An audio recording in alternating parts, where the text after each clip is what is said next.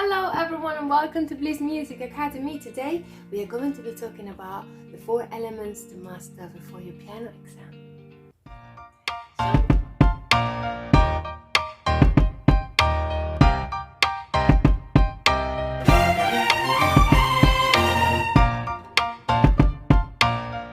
In the case that you're taking a face-to-face exam, it's very important that you are fully prepared of how, for example, your sight reading is going to look like and on which key you are expected to sight read, know on which position each hand is going to start. So you get to play your scales on the pages in the best way possible, that your notes are all even, that your tone is correct, and that you know the right speed for every single grade of how fast you are expected to play your scales and the pages. Sometimes we have this opportunity of doing performance exams and we say, okay, you just need to play 4 pieces and that's it. Even if you're doing a performance exam, you should have a full knowledge of sight reading and scales on the pages. So even if you're not going to take an exam that's going to test you on sight reading and oral training, you should work on every lesson on this to make sure that you're building the right musician with all full skills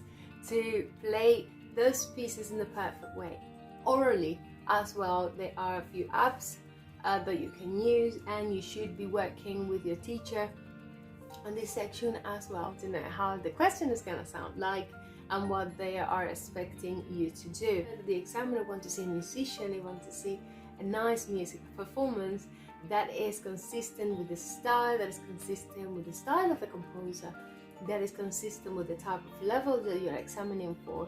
And it's very important that you know the musicality goes first and then the technicalities and the perfect notes come second. So going to be playing music and making music, and that feeling should be shared between the examiner and you. So I hope you like this video and I hope to see you very soon. Have a lovely day.